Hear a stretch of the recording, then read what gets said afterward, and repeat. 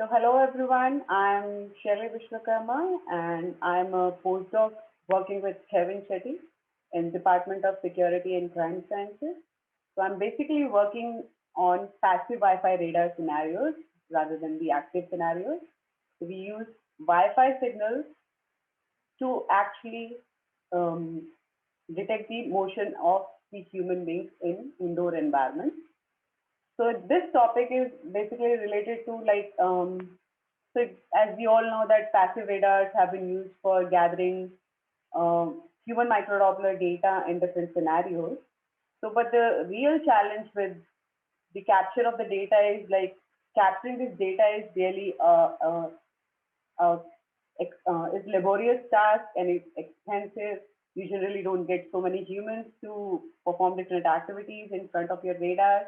So it's always been challenging to gather a lot of data, which which are ultimately fed to deep neural networks to classify them.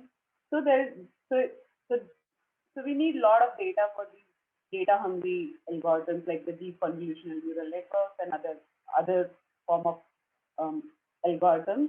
So what we are trying to do recently is, can we generate simulation that data that can be augmented with the measurement data to improve the activity recognition? So we have tried different ways, which I'm going to discuss in the future slides. Right. So what we did with the experiment, we used two systems which were synchronized. So first one is the actual measurement system, where we use two USRPs to capture one direct signal, and the second is reflections from the target. So this was the actual experimental setup we had to capture the data. So the antenna which capture the direct signals are known as reference antenna, and the target reflections are captured by surveillance antenna. So the signal, the reference signal and the surveillance signal are then match filtered and processed to obtain the cross-ambiguity functions. And using the cross-ambiguity functions over a period of time, we generate the human microdoppler spectrogram. So this is the processing we adopt for both the systems. So for measurement system, this is clear. Then we simultaneously captured the motion capture data using a Kinect sensor. So what Kinect sensors do is it captures the skeleton of the human over a period of time, and using this skeleton information over a period of time, we generate the human microdoppler signature by embodying the skeleton with the primitive shift. So we have publicly released the simulator called SeeHumulator, and the link to the SeeHumulator is given here to generate the synthetic microdoppler signature. So on the next slide, I'll show you how does the two synchronized signals look like. So this is the qualitative comparison of the simulated spectrogram versus the measured spectrogram. So on the left three plots, you can see these are the ground truth point cloud data which we got from motion capture system, that is Kinect. This is the these are the simulated signatures which we generated using steps of using a number of steps finally to generate the spectrogram from using SeeHumulator. Then these are the measured spectrogram which we got from the actual system, which we developed using USRP. So you can see, so the first activity is a human was sitting on a chair, and after 5 seconds, he was standing up from a chair. So we did 6 number of activities with 3 different humans and for a period of time. So this is how it looks like. So this is the simulated signatures of sitting down. So you can see how the ground truth profiles are converted to radar signatures, and this is the standing motion. And this is the measured signatures. You can see there is a close match between the simulated signatures and the measured signatures. Similarly for standing up, so this is a motion where human is standing up from a chair and then he starts to walk towards the radar. These are the positive Dopplers from the walking motion towards the radar, and these are the corresponding measured signatures. Similarly, we did for other activities. which are related, which can be directly related to healthcare applications like falling, standing up from ground, and then walking. So these are some sort of activities we take into account. So, but you can see that there is a close match between simulated spectrograms and the measured spectrograms. However, they're not exactly identical because we didn't include effects, environmental factors like multipath. We didn't include noise and the self-occlusion from different body parts of the human. So obviously, they won't exactly match, but yeah, we can see clearly that there are when they're synchronized, there are close match between the simulated signatures and measured signatures. So then what we thought, can we use these simulated signatures, need not be synchronized. We didn't synchronize the signatures. This is just for demonstration purpose. We just randomly cut the signal part and then generated the signatures, and they won't be synchronized. And can we use these signatures, simulated signatures, to augment with measured data and improve the performance? So before proceeding into that direction, I'll discuss what was the data set size. So we did 6 activities. So 6 activities are sitting down on a chair, standing up from a chair, walk to sit, then sit. While sitting, you stand up and then start to walk, then walk to fall suddenly, and then stand from ground to walk again. So these are the 6 activities we collected data from, and from 3 subjects. So the number of trials for each human was 2, and the number of spectrum, because what we did, we asked the human to stand up and then sit down after 5 seconds. So this way we collected long data and then divided into chunks to get the useful signatures. So please note that we didn't actually synchronize simulated and measured signatures, so they don't exactly match. The time of the division could vary between all of these. The data set size for each activity is 60, and the total data set size is 360. So we got 360 spectrograms from the measured data and 360 spectrograms from the simulated data. And these are the 6. These are just for demonstration purpose. The bottom row is the measured data corresponding to each activity, and top row is the measured data from each activity, and the bottom row is the simulated spectrogram. Here we have shown, please see, here we have shown just the synchronized part, but in practice we do not use synchronized signals. So yeah, so now our study begins. Like what we did first the augmentation study. So what we did, we had total measurement data. We divided this data into training and test data depending on certain percentage. So now to the training data, we added our simulation data, and we got the total training data set size, which is now increased by the percentage of simulation data which we add. So the percentage of simulation data we add is small s of the whole simulation data, and the percentage of true measurement data division was small m. So based on these m and s, our training data set size is determined. So we varied, like how if we consider low amount of training measurement data during the training, then how this is impacted if we augment with more simulation data, versus if we initially have high measurement data and then we add the simulation data. So we did these kind of analysis to study how does the augmentation rate affect the classification performance. So in the augmentation study, we note that the overall training data set size increases with percentage of simulation data. Now, another thought that can arise is like, is it the case that deep neural networks are more data hungry? So the simulation data is just serving as a purpose of increasing the data set size and not improving the actual content information to the data.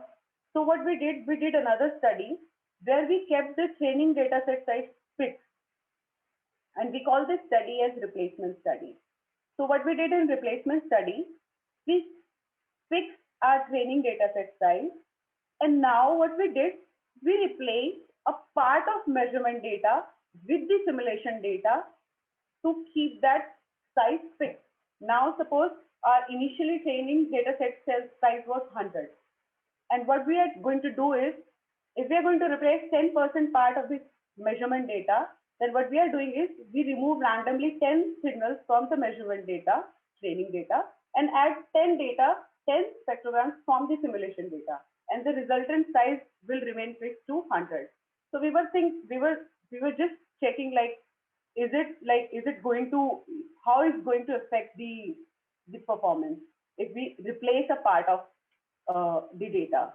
So how can it be useful is, like, suppose if we have a measurement data in which we have some of the corrupted measured data, so can we replace them with a better simulation data and see if there is an improvement in the classification performance?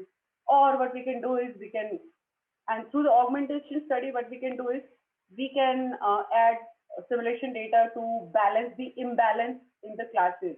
Like sometimes for certain activities, we have more number of data, and for polling, we cannot obviously have more number of data because that is a tiring process to collect data from. If you compare it with sitting up and standing, sitting down and standing up. So that way, what we can do is we can use this simulation data to augment the imbalanced data, and that way we can have same number of activities for all the target classes. So this way we did two studies: first augmentation study and replacement study with the simulation data. So here are some of the results for the replacement study. So what we did, we varied the original measurement training test ratio. So that was M. So what we did initially, we divide training and test measurement data into 30% training and 70% for test. Then 40% for training, 60% for test.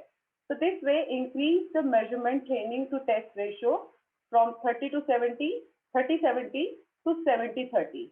And observe like what happens with the classification accuracy if we replace the percentage by like 90% measurement data, 10% simulation data, then 80% and up to, if we kept only 10% for measurement data and 90% of it was replaced with the simulation data.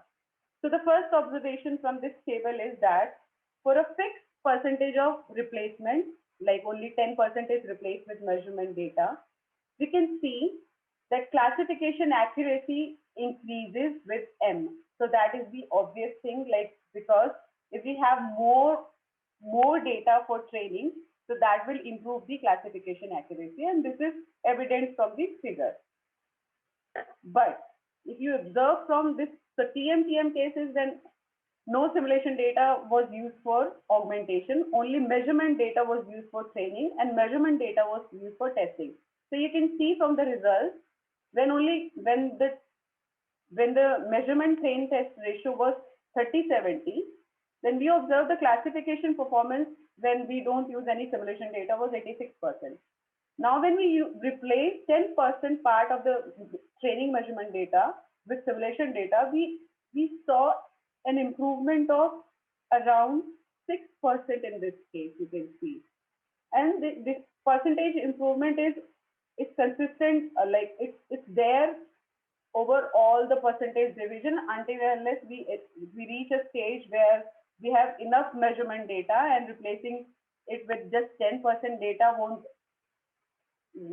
they won't outnumber the measurement files.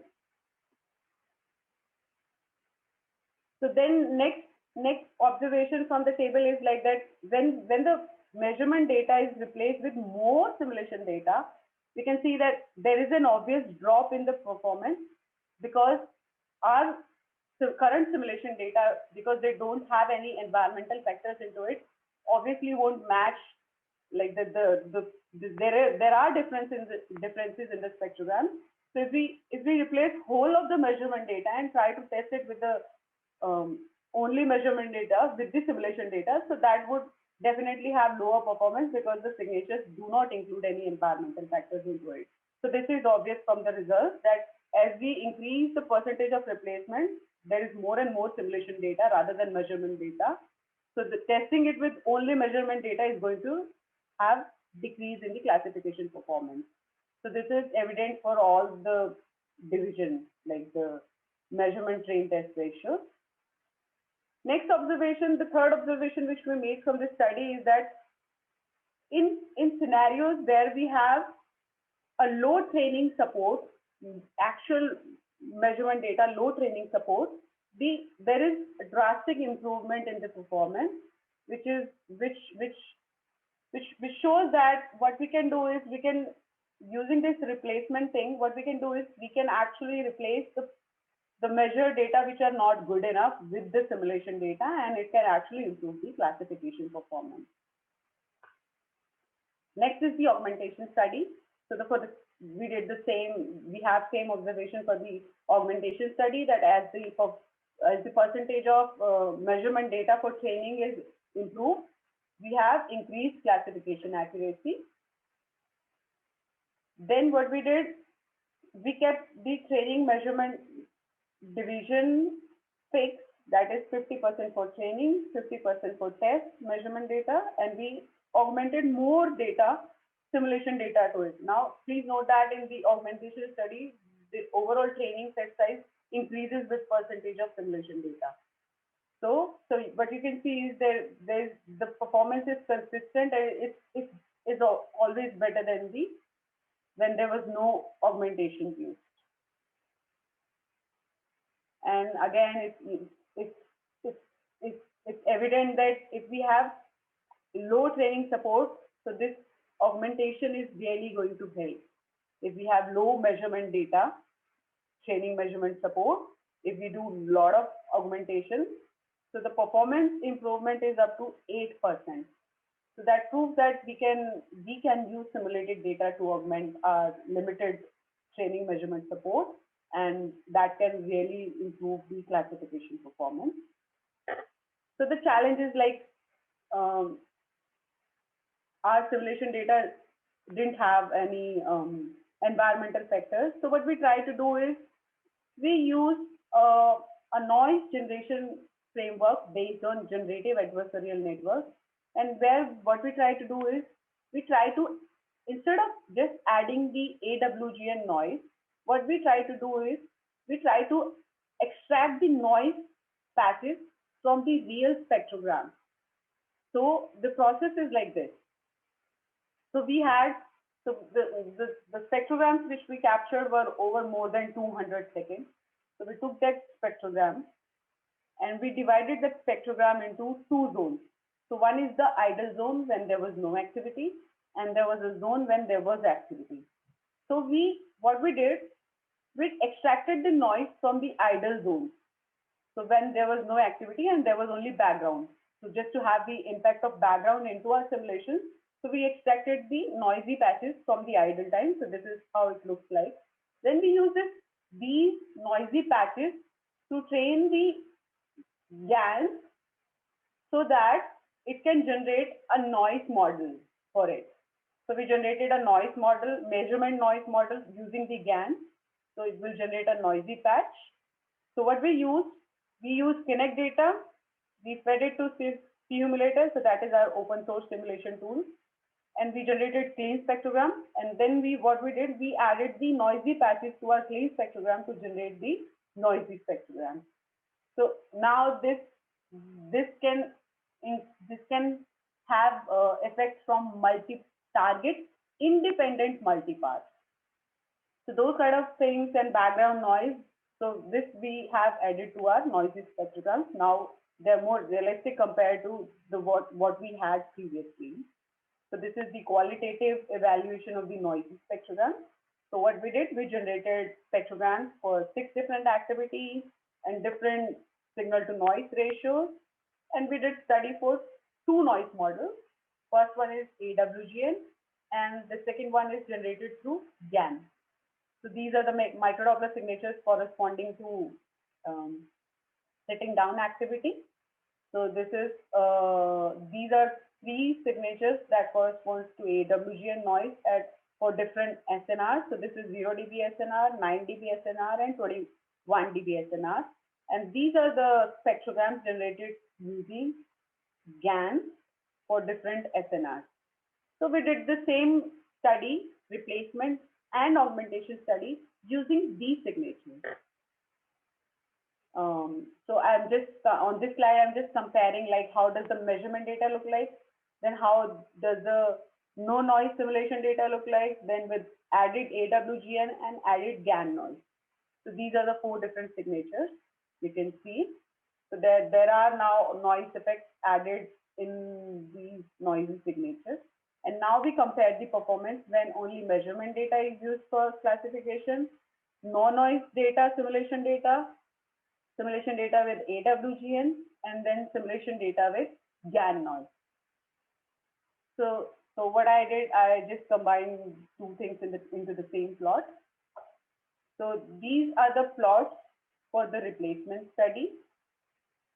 These are the plots for augmentation study. So on the x-axis, we have percentage of data replaced or augmented with the simulation data, and this is the classification accuracy.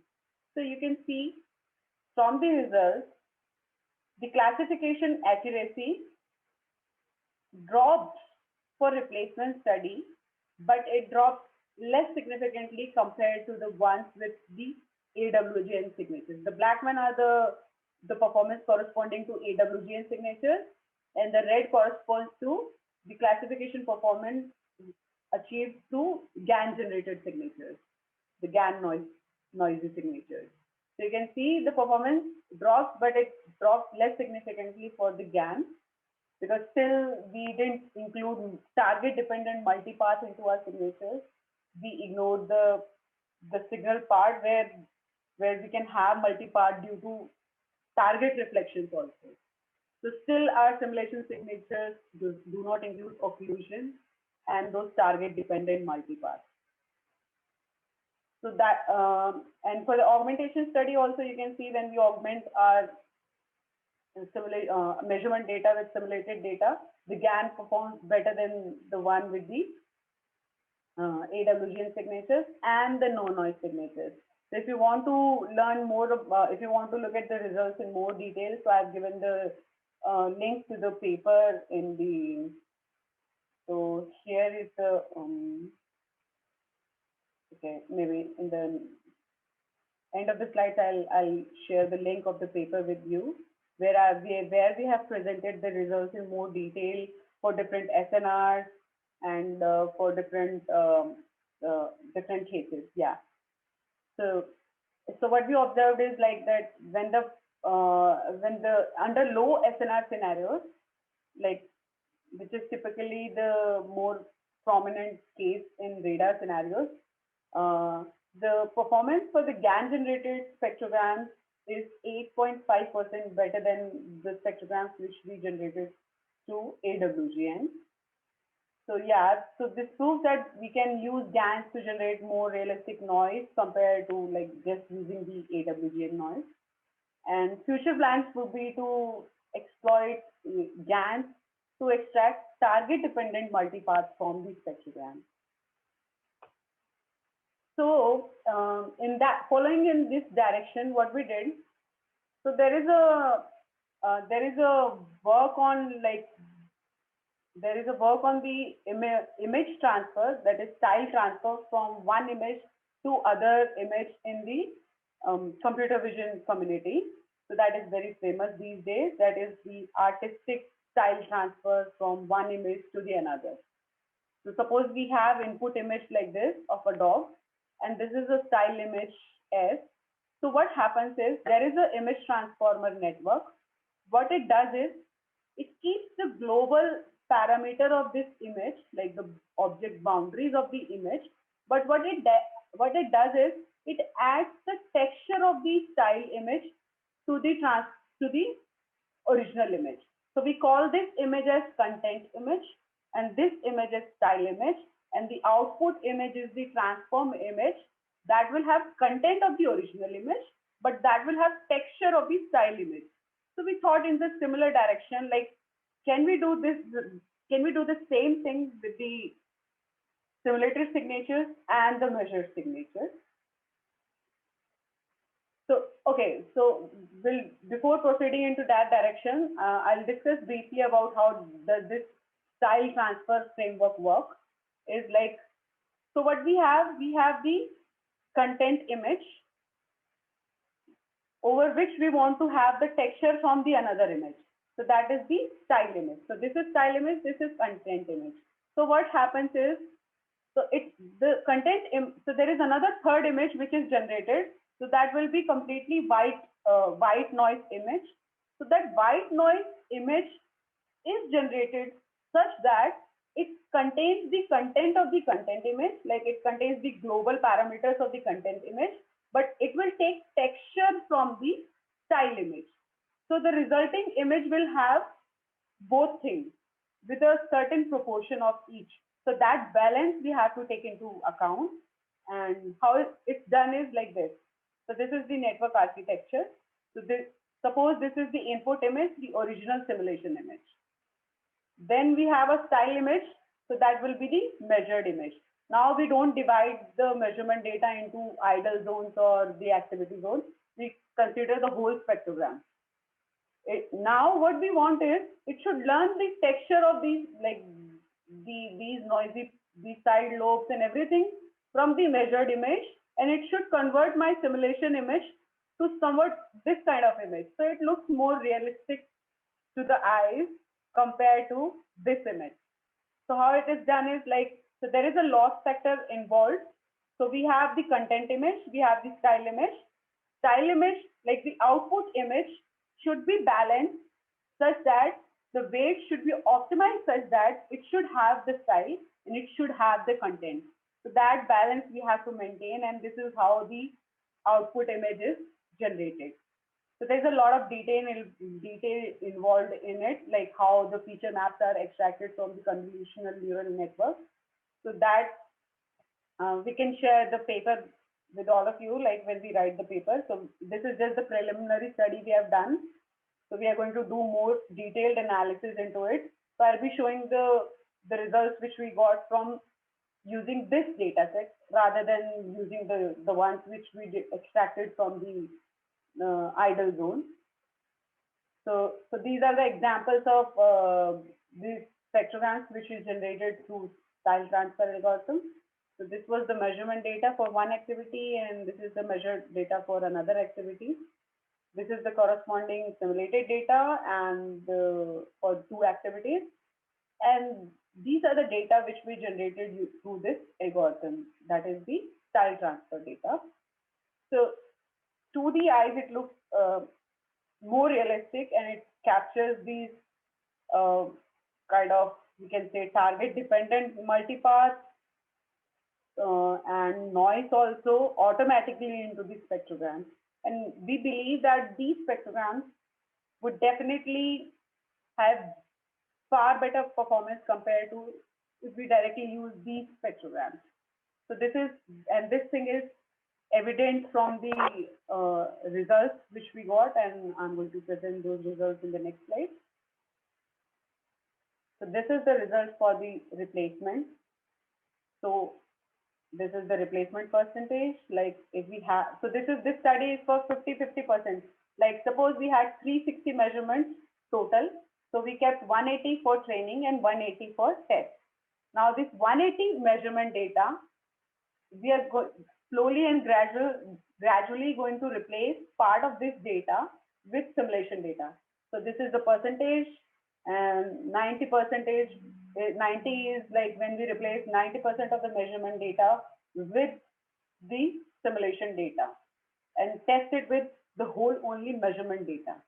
So we can see that using the style transfer algorithm generated spectrogram, the performance improvement is so significant, and the drop, so even if we replace 90% of the data, measurement data with the simulation data, the performance is still 80%, and which is really a significant improvement compared to the case when we had only measurement or any other network like the GAN generated or the AWGN noise or directly the simulation data. So the difference is more than 20% for the case when direct simulation data was used versus the style transfer simulated data was used. So yeah, you can see from the results, it's evident.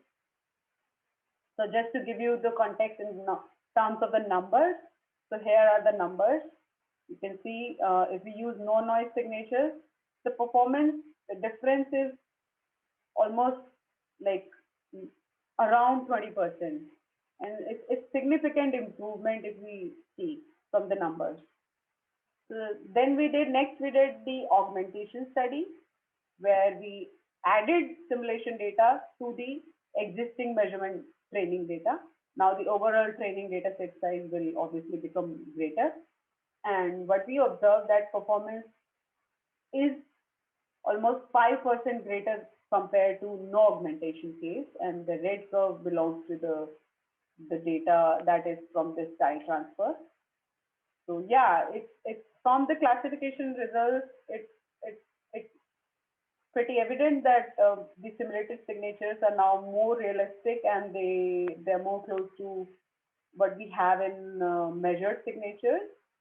But yeah, but we need to come up with more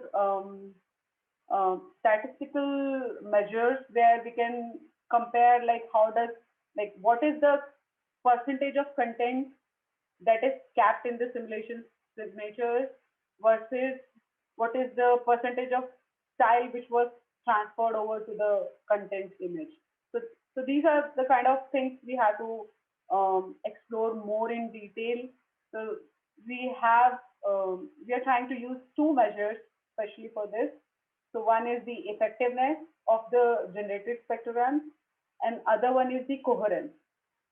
So effectiveness is like how much is the content preserved, and coherence is like by taking the convolution, we check that how much is the style that is transferred.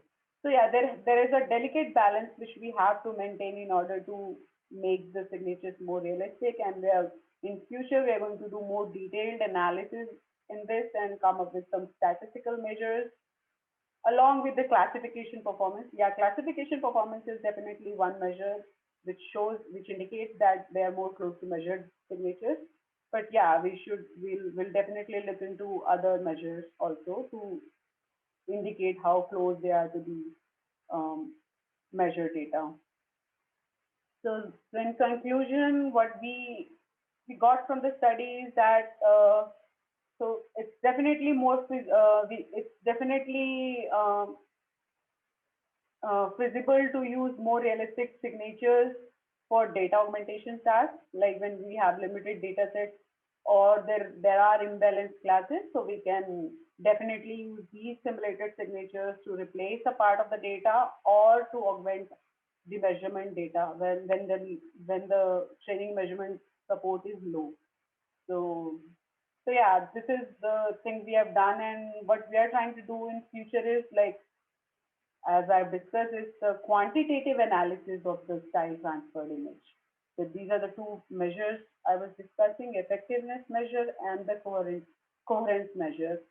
And look into more details like where we can transfer more images in less amount of time.